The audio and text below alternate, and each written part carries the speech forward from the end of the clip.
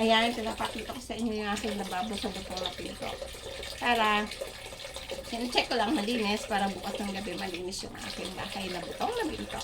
And marami pa akong gagawin. Pinakita ko lang sa inyo yung aking lababo sa butong na pinto. Ito siya. Bato. And, samahan niyo ako. Subscribe, please. Follow me in butong na pinto. Please subscribe and share yung everyday na farm life ko dito sa butong na pinto. Feeling sikat?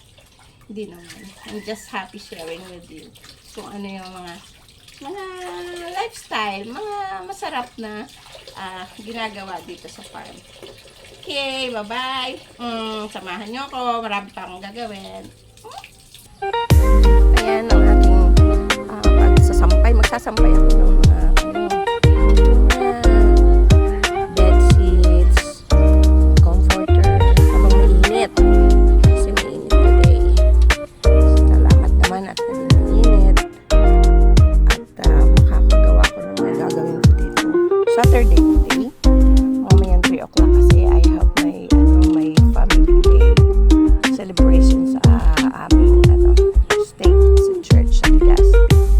So, ayan, linis-linis muna ako sa umaga, papaganda ng health. May iba pa rin ng aking ang mama nyo. May iba pa rin. Habang ako naglilinis, nakita ng aking kapitbahay na si Aling Lloyd.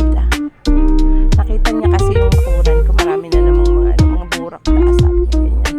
Mabura ko na naman ngayon sa imong paligid.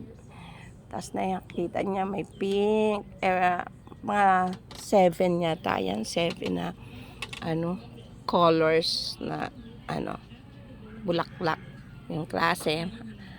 Ang tawag namin dyan ay kamantigi. So nainganyo siya, mahagad niya daw siya, mahingi daw siya. Ayun, sabi ko manguha ka na.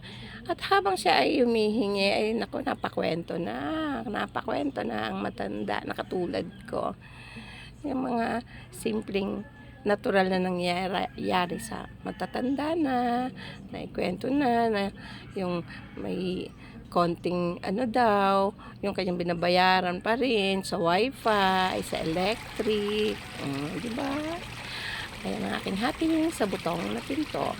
Ayan ang aking mga sinampay, mga maya-maya.